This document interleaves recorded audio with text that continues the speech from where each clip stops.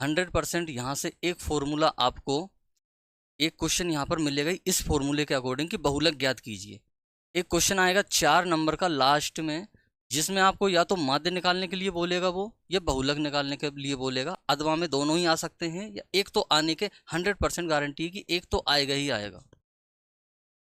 ठीक है, तो यहाँ से एक क्वेश्चन भी कंप्लीट होता है, और ये फॉर्मूलाज आपसे ओटी में भी पूछ सकता है, या एक शब्द में उत्तर के अकॉर्डिंग भी पूछ सकता है, सत्य सत्य पूछ सकता है। तो इस तरीके से अपन को याद करना भी बहुत जरूरी है ये। आगे एक फॉर्मूला दिया हुआ है बहुलक बराबर, ये भी भाई इंपॉर्टेंट है, ये ऑब्जेक्टिव टाइप के क्वेश्चंस में ही मिलता है आपको। ऑब्जेक्टिव टाइप के क्वेश्चंस में ही मिलेगा कि बहुलक बराबर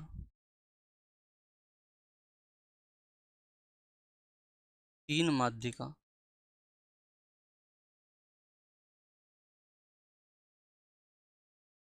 माइनस 2 माध्य। इसे याद कैसे करेंगे कि बहुलक के बराबर में देखेंगे भाई इसमें कितने शब्द हैं, अगर आधे शब्द को हटाएं तो 1 2 3, तो 3 से इंटू कर रहे हैं। इसमें कितने हैं, आधा अक्षर हटाएंगे तो 1 2, तो इसमें 2 से इंटू कर रहे हैं। बहुलक बराबर 3 माध्यिका माइनस 2 माध्य, ये याद करना है भाई। त्रिज्या खंड का क्षेत्रफल, भाई इस पे क्वेश्चन आने के 100% चांस है, ये बहुत ज़्यादा है, इंपॉर्टेंट करना है। इस पे क्वेश्चन भी आएगा, और ऑब्जेक्टिव टाइप में तो आएंगे ही इस टाइप की चीज़ें, बट क्वेश्चन आएंगे इस पे 100% चांस है कि यहाँ से क्वेश्चन बनेगा ही बनेगा। त्रिज्या खंड का क्षेत्रफल, एरिया बराबर theta upon 360 into pi R square, ये त्रिज्या खंड का क्षेत्रफल। तो त्रिज्या खंड किस तरीके से करते हैं कि एक सर्कल है, एक वृत्त है, वृत्त के केंद्र से 2 त्रिज्याएं एक खंड बनाएंगी, एक हिस्सा बनाएंगी, एक भाग बनाएंगी, इसका क्षेत्रफल। इसके लिए फॉर्मूला है कि त्रिज्या खंड का क्षेत्रफल ज्ञात करने के लिए हमें इस फॉर्मूले का यूज करना है, और एक क्वेश्चन इस पे भाई मिलेगा ही। और चाप की लंबाई इसी में यहां पर दिया हुआ है, इसे बोलते हैं भाई चाप। ये चाप की लंबाई, इसका फॉर्मूला एरिया बराबर theta upon 360 degree into 2 pi R, लंबाई के लिए थीटा अपॉन 2 पाई आर, तो ये इसकी लेंथ आ जाएगी भाई, लंबाई। ठीक है, चाप की लंबाई का फॉर्मूला, इन दोनों से क्वेश्चन मिल ही जाएगा आपको, या तो आपसे चाप की लंबाई पे अकॉर्डिंग पूछ लेगा, या फिर त्रिज्या खंड से आने के चांसेस मैक्सिमम है, मैक्सिमम चांसेस है कि त्रिज्या खंड से ही पूछेगा वो, और चाप की लंबाई से भी आ जाएगा। ये दोनों फॉर्मूले याद रखने हैं भाई, डायरेक्ट फॉर्मूला भी पूछेगा, 1 नंबर की ओटी में फॉर्मूला भी आएगा, और क्वेश्चन भी आने के 100% ही चांसेस है, कोई दिक्कत इसमें नहीं होनी चाहिए। आगे देखते हैं।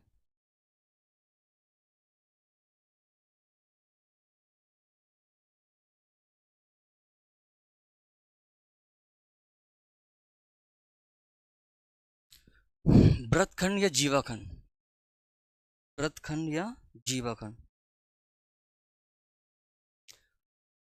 वृत्तखंड या जीवाखंड के क्षेत्रफल में theta upon 360 into pi R square minus त्रिभुज का क्षेत्रफल। देखो त्रिभुज के क्षेत्रफल में कई सारे तरीके के त्रिभुज का यूज कर सकते हैं, जैसे कि वो क्वेश्चन के अकॉर्डिंग पूछेगा कि समबाहु त्रिभुज, समबाहु त्रिभुज का एरिया जो होता है √3/4 इंटू ए स्क्वायर, ये तो त्रिज्या खंड का ही क्षेत्रफल हो गया। Theta upon 360 degree into pi R square, ये त्रिभुज, ये त्रिज्या खंड के क्षेत्रफल में से अगर हम त्रिभुज का क्षेत्रफल घटा देते हैं तो हमें मिलता है वृत्तखंड या जीवाखंड का क्षेत्रफल। देखो अब इसमें जीवाखंड और वृत्तखंड होगा क्या कि एक जीवा द्वारा वृत्त को 2 टुकड़ों में तोड़ लिया जाए, या 2 पार्ट में करेंगे तो वो वृत्तखंड, या उसको बोलेंगे हम जीवाखंड। जीवा के द्वारा बनाया गया खंड ही जीवाखंड कहलाता है, यानी वृत्तखंड कहलाता है। तो बस ये दोनों नाम आएंगे, आप कंफ्यूज नहीं होना है कि जीवाखंड कहेगा तो भी इसी की बात चल रही है, और वृत्तखंड कहेगा तो भी इसी का बात चल रहा है। ठीक है, आगे देखते हैं भाई। वृत्त की स्पर्श रेखा केंद्र के साथ 90 डिग्री का कोण बनाती है। वृत्त की जीवा जो स्पर्श रेखा होती है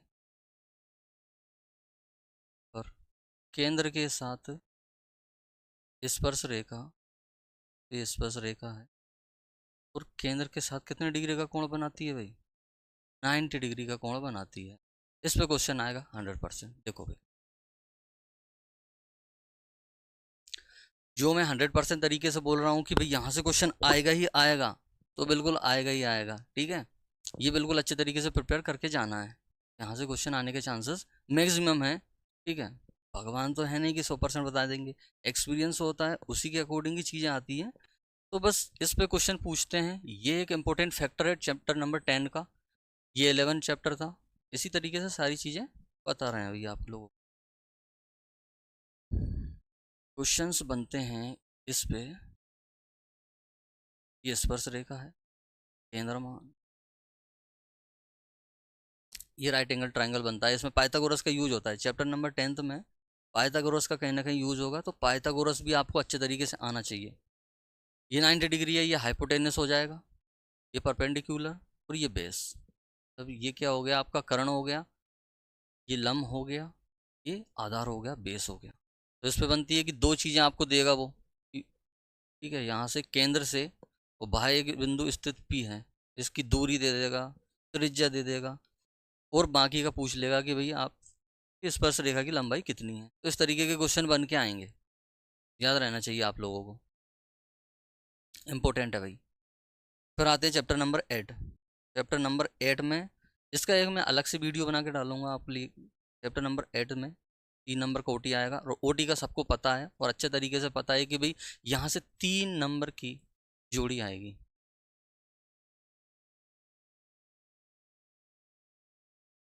जोड़ियाँ, 3 नंबर की जोड़ियाँ आएंगे भाई। ठीक है, मैचिंग आएगी, तो 3 नंबर का मैचिंग आएगा। यहाँ से डायरेक्ट मैचिंग ही आती है। ठीक है, खालिस्तान, एक शब्द उत्तर, ऐसी चीज़ें नहीं आती हैं। और आ भी जाएंगी तो बस इसी रिलेटेड रहेगा। तो मैं इसका सेपरेट वीडियो बनाऊंगा। वैसे काफ़ी सारे चैप्टर्स का भी बनाएंगे, बट इसका अभी जल्दी से एक सेपरेट वीडियो बनाऊंगा जिसमें काफ़ी सारे जोड़ियाँ अपन करेंगे, जैसे कि 30 से 25 जोड़ी के क्वेश्चंस कर लेंगे, तो उसमें पूरा बैठ जाएगा। 3 नंबर का जोड़ी डायरेक्ट यहीं से आएगा। फिर भी देखते हैं भाई, ये हैं सर्व समीकरण। ट्रिग्नोमेट्री में 3 सर्व समीकरण दी हैं, इस पे बनने के चांसेस बहुत ज़्यादा रहते हैं, इससे क्वेश्चंस आते हैं। पहली सर्व समीकरण है कि sine square theta plus cos square theta बराबर क्या होता है? 1। पहली सर्व समीकरण। दूसरा दिया है कि 1 प्लस का टेन स्क्वायर थीटा बराबर सेक स्क्वायर थीटा। और थर्ड दे रखा है कि 1 प्लस का कोट स्क्वायर थीटा बराबर कोसेक। ये तीनों याद होनी चाहिए कि साइन स्क्वायर थीटा प्लस का कोस स्क्वायर थीटा बराबर 1, 1 प्लस का टेन स्क्वायर थीटा प्लस बराबर सेक स्क्वायर थीटा, और 1 प्लस का कोट स्क्वायर थीटा बराबर होता है कोसेक स्क्वायर थीटा। इससे बहुत सारी चीज़ें बनती हैं। अगर ये साइन कोस स्क्वायर को इधर लाएंगे तो साइन स्क्वायर थीटा, जैसे पूरा लिखते हैं, साइन स्क्वायर थीटा बराबर 1 माइनस कोस स्क्वायर थीटा। या फिर इसी तरीके से साइन को उधर लाएंगे तो कोस स्क्वायर थीटा की वैल्यू निकल के आएगी। तो इस तरीके की बहुत सारी चीज़ें बनती हैं, ये मैं सेपरेट वीडियोस में करवाऊंगा। ठीक है, याद रखना। Chapter number 8।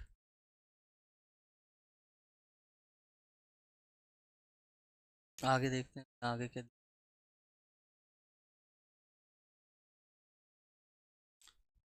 चैप्टर नंबर 7 से एक फॉर्मूला आता है भी, बहुत इंपॉर्टेंट है, इस पर क्वेश्चन बनने के चांसेस है। जहाँ पर मैं लिख रहा हूँ ना 100%, बेटा वहाँ से क्वेश्चन मिलेगा ही मिलेगा, लगभग आएगा तो वहीं से आएगा। अगर ज़्यादा ही बेसिक डीप में और हटके क्वेश्चन पूछेंगे और पेपर थोड़ा हार्ड या टफ बन के आता है, जैसे 12th वालों का केमिस्ट्री का बहुत बेसिक पेपर आया है, हाईलाइटेड क्वेश्चन नहीं आए, बहुत बेसिक टाइप के क्वेश्चन आए, उसी तरीके से अगर आता है तो मान के चल सकते हैं कि भाई थोड़ा सा ऊपर नीचे कर सकता है, या कोई सा और फॉर्मूले या बेसिक डीप में जा सकता है। डायरेक्ट इस फॉर्मूले पे क्वेश्चन मिलेगा आप लोगों को।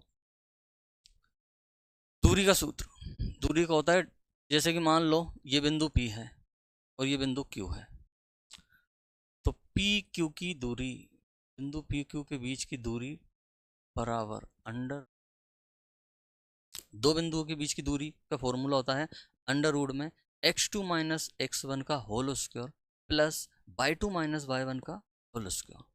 ठीक है, देखते हैं अपन x2 x1 का होल,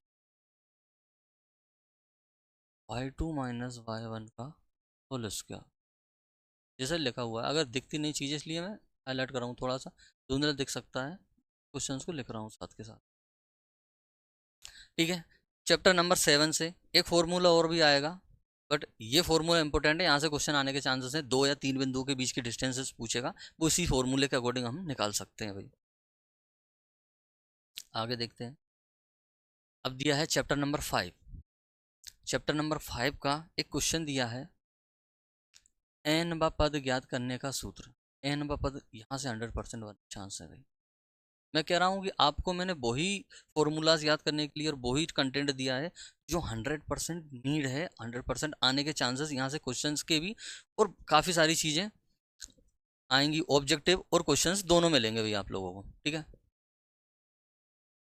क्या फॉर्मूला है इसका, एक बार मैं लिख भी देता हूँ, दिखेगा नहीं तो भाई।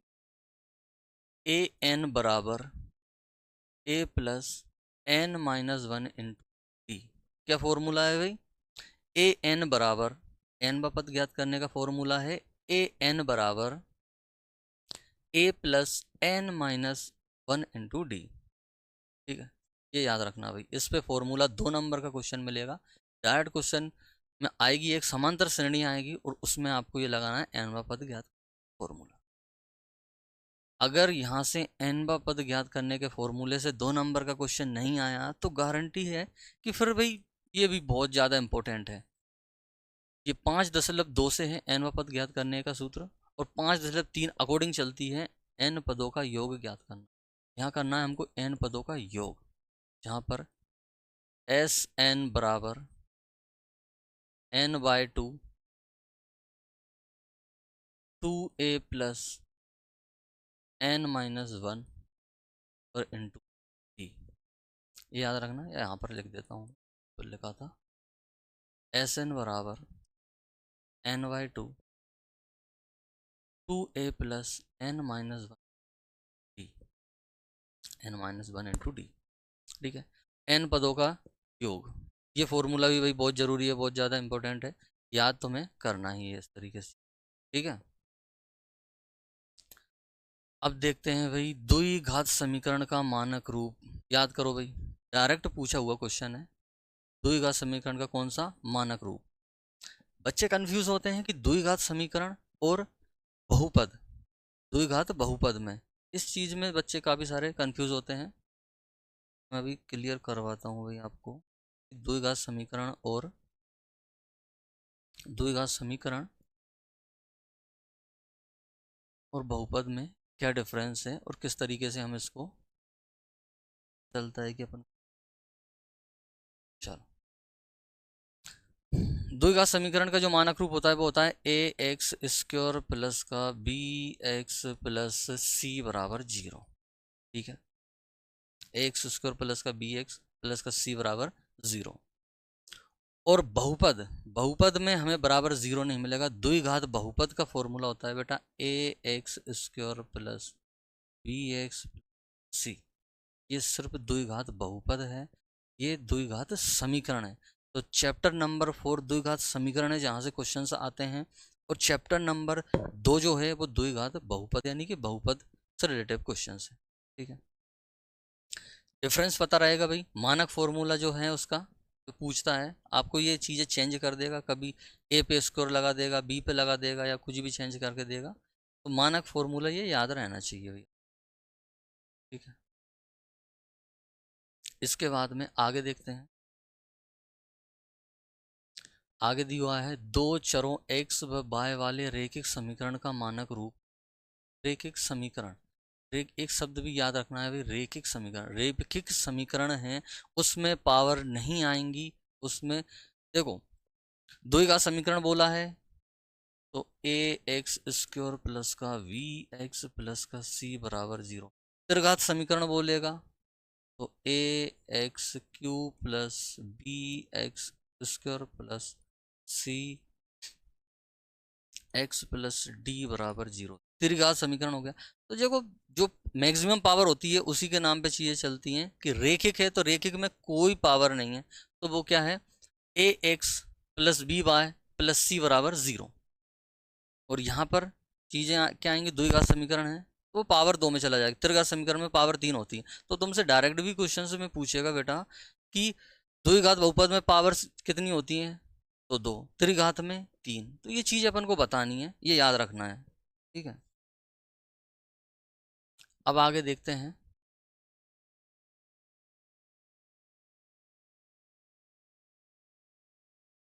A1/A2, ये चैप्टर नंबर 3 से आपको काफ़ी सारी चीज़ें मिलेगी। A1/A2 बराबर B1/B2 बराबर रेखाएं प्रतिच्छेद होंगी।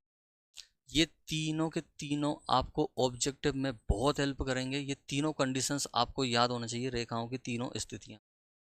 A1/A2 बराबर नहीं है B1/B2 के, तो रेखाएं क्या होंगी बेटा, प्रतिच्छेद करेंगी। यानी रेखाएं एक दूसरे को क्या करेंगी, काटेंगी। कितने बिंदु पे काटेंगी, एक बिंदु पे काटेंगी। तो इसका अद्वितीय हल, या फिर एक बिंदु पर काटेंगी तो एक हल होगा भी इसका। कितने हल पॉसिबल हैं इसके, एक हल। ये याद रखना, अच्छे तरीके से रखना है कंडीशंस को। A1/A2 बराबर नहीं है B1/B2 के। फिर देखते हैं A1/A2 बराबर है B1/B2 के, लेकिन बराबर नहीं है C1/C2 के। रेखाएं क्या हो गई, समांतर हो गई। अगर रेखाएं, दो रेखाएं एक दूसरे के समांतर हैं, आगे तक जा रही हैं, पैरेलल है, समांतर हैं, यानी समान अंतर है उनमें, कभी भी एक दूसरे को नहीं काटेंगी, तो इनके कितने हल होंगे भाई। रेखाएं समांतर होंगी तो कोई भी हल नहीं होगा। जब एक दूसरे को काट ही नहीं रही हैं तो फिर हल क्या होगा, उसमें कोई हल नहीं होगा, कोई टच ही नहीं कर रहे हैं, ठीक है। तो कोई हल नहीं होगा, याद रखना भाई ये कंडीशंस। A1/A2 बराबर B1/ बराबर C1/C2। रेखाएं क्या है भाई, ये दोनों संपाती है। संपाती मतलब एक रेखा के ऊपर दूसरी रेखा, बिल्कुल सेम टू सेम फोटोकॉपी उसी का, एक रेखा और उसके ऊपर दूसरी रेखा इसी तरीके से, ठीक है। तो दोनों रेखाएं एक के ऊपर एक हैं, तो फिर वो क्या हो गई, संपाती हो गई। और उनके क्या कितने हल होंगे बेटा, अब वो कितने बिंदु को टच कर रहे हैं, अगर ये माइक्रोस्कोप से देखे तो लाखों करोड़ों अरबों पॉइंट को टच कर रहे हैं, तो हम कहेंगे इसके अनंत हल होंगे। कितने हल होंगे भाई इसके, अनंत हल होंगे। रेखाएं संपाती होंगी तो कितने हल होंगे इनके, अनंत हल होंगे। ये तीनों कंडीशन से याद रखना। ऑब्जेक्टिव क्वेश्चन यहाँ पे तुम्हें 100% देखने को एक मिलेगा ही मिलेगा इनके अकॉर्डिंग। आगे देखते हैं। एक द्विघात बहुपद A X square plus B X plus C. द्विघात बहुपद, अभी मैंने बताया था भाई कि द्विघात बहुपद क्या होता है, उसमें बराबर सी, सी के बराबर यहाँ पर 0 ये नहीं होता। ये अब अगर बराबर में 0 लगा दिया तो ये बन जाएगा बेटा द्विघात समीकरण, और बराबर में 0 नहीं है तो क्या है ये, द्विघात बहुपद, ठीक है। द्विघात बहुपद के शून्यांकों का गुणनफल, भाई बहुत इंपॉर्टेंट चीज है, इस इन पर भी क्वेश्चन बन के आते हैं। यहाँ पर भी गारंटी है भाई, 100% गारंटी है कि क्वेश्चन इन दोनों से निकालने के लिए आता है।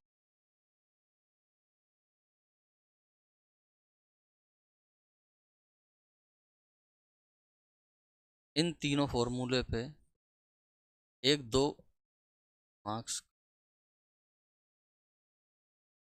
क्वेश्चन जरूर मिले, अच्छे तरीके से याद रखना कि इसमें दिया है द्विघात बहुपद के शून्यांकों का गुणनफल, एक शब्द आएगा गुणनफल। द्विघात बहुपद के शून्यांकों का योग, एक करना है अपन को योग। जब गुणनफल की बात करेगा तो अल्फा,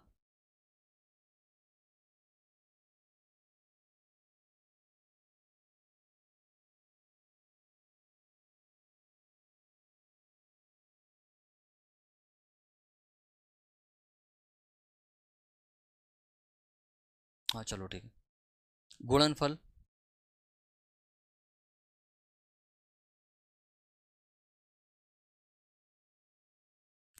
अल्फा इंटू बीटा, गुणनफल में गुणा करेंगे, अल्फा इंटू बीटा होता है माइनस का अल्फा इंटू, गुणनफल में तो सी अपॉन, और जो योग दे रखा है अल्फा प्लस का बीटा, वो आ जाएगा माइनस का बी अपॉन, ठीक है। हाँ ये दोनों रहेंगे, योग करेंगे और गुणनफल करें तो योग करने पर अल्फा इंटू अल्फा प्लस का बीटा जो आएगा आपका माइनस का बी अपॉन ए, और गुणनफल करने पर दोनों का क्या आएगा भाई, सी अपॉन ए। ठीक है, अब द्विघात बहुपद ज्ञात करने का सूत्र जो है, इससे डायरेक्ट क्वेश्चन बनेगा भाई। इससे भी बनता है कि एक्स स्क्वायर माइनस का alpha plus beta into x plus alpha into beta. ये फॉर्मूला भी भाई याद रखना, द्विघात बहुपद ज्ञात करने का सूत्र है x square minus alpha plus का एक्स प्लस अल्फा इंटू, ठीक है, चैप्टर नंबर 2 से। यहाँ से आपको क्वेश्चन भी 2 नंबर का देखने को मिलेगा 100%। देखो मैं जो बता रहा हूँ वो कंटेंट आपको फिक्स है कि भाई कम से कम पढ़ के आप बिल्कुल टू द पॉइंट बात कर रहे हैं कि यहीं से क्वेश्चन मिल जाएगा, इसके अकॉर्डिंग जो बनते हैं। आपने साल भर में बहुत सारी चीज़ें पढ़ी भी होंगी और नहीं भी पढ़ी हैं, तो अपन सेपरेट वीडियो भी बनाऊंगा अभी मैं, कल परसों तक डल जाएंगी ये चीज़ें सारी, क्योंकि 2-3 दिन ही बचे हैं। तो हाँ, याद करते रहो, उनको सोल्व करते रहो, जल्दी तो हो नहीं पाएंगी चीज़ें, बट ऑब्जेक्टिव टाइप के क्वेश्चन मैं करवा रहा हूँ, वो तो करना ही है भाई। बाकी आप आगे अपने अकॉर्डिंग कर सकते हो कुछ भी।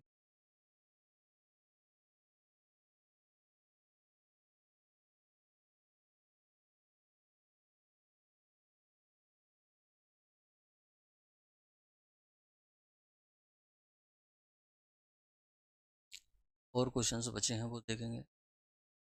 विभक्तिकर चैप्टर नंबर 4। विभक्तिकर का फॉर्मूला ये याद रखना भाई, D equal to b square minus 4ac। इस पर भी क्वेश्चन बन जाते हैं कभी कभी, 2 नंबर का क्वेश्चन आता है। और एक चैप्टर नंबर 4 से श्रीधराचार्य का फॉर्मूला जो होता है, इससे द्विघात समीकरण ज्ञात करने के लिए होता है। जब थोड़े हार्ड डाटा आता है समीकरण में, द्विघात समीकरण में, तो इससे ए बी सी की वैल्यू रख के अपन सोल्व करते हैं। ठीक है, अभी मैं कुछ बताऊंगा बाद में, ये यूजेबल होगा, इसको भी याद रखना। अभी ये आएगा एक्स बराबर माइनस का B plus minus under root में B square minus 4ac upon में। ये क्वेश्चन पूछ लेते हैं आप, एग्जामिनर कभी पूछ लेता है कि श्रीधराचार्य का फॉर्मूला या सत्य असत्य में या किसी तरीके से वो इस क्वेश्चन को दे देता है, एक शब्द में उत्तर में पूछता है मैक्सिमम, तो क्या कि आपको लिखना पड़ता है इसको। आगे देखते हैं, एक्स बराबर, ये तो हो गया 26 में HCF LCM चैप्टर नंबर 1 वास्तविक संख्या है। 100% चांस है भाई LCM HCF से क्वेश्चन आएगा, 100% ही है, गारंटी है कि LCM और HCF क्वेश्चन मिलेगा भाई। यहाँ LCM निकालना आना चाहिए, HCF निकालना आना चाहिए, यहाँ से क्वेश्चन आपको एक मिल ही जाएगा। 2 संख्याओं का, जैसे एक फॉर्मूला दे रखा है HCF टू LCM बराबर A इंटू बी, यानी पहली संख्या इंटू दूसरी, LCM इंटू HCF बराबर होता है प्रथम संख्या इंटू तृतीय। 2 संख्याओं का LCM HCF निकालने की आवाज़ गुणनखंड करते हैं, पर उनको आवाज़ गुणनखंड करके LCM कैसे निकालते हैं भाई, कि मैक्सिमम पावर लेते हैं उनकी, जो संख्या दोनों में मैक्सिमम है वो LCM से, और HCF में जो दोनों से कम कॉमन आ रहा हो वो डाटा HCF से। जैसे अभी आगे और भी कर, ये फॉर्मूला याद रखना भाई, इस तरीके से भी दे सकता है, पहली संख्या इंटू दूसरी क्या है, A और B के फॉर्म में। 28 नंबर में दे रखा है √2 √3 √5, यहाँ से एक नंबर एक क्वेश्चन आने के चांसेस है भाई, 100% चांस क्वेश्चन आएगा। क्या आएगा बताइए कि √2 एक अपरिमेय संख्या है, सिद्ध कीजिए। √3 एक अपरिमेय संख्या है, सिद्ध कीजिए। 2 प्लस √3 या 2 प्लस √5 या √5, इस तरीके से क्वेश्चन आएंगे। इनको ये सारे क्या सिद्ध कीजिए कि यह एक अपरिमेय संख्या है, 3 नंबर में क्वेश्चन आने के चांसेस बनते हैं। इस तरीके के जो क्वेश्चंस आते हैं चैप्टर नंबर 1 में, वो सारे करके ही जाना भाई, यहाँ से क्वेश्चन आने के 100% ही चांस। क्षेत्रमिति के सूत्र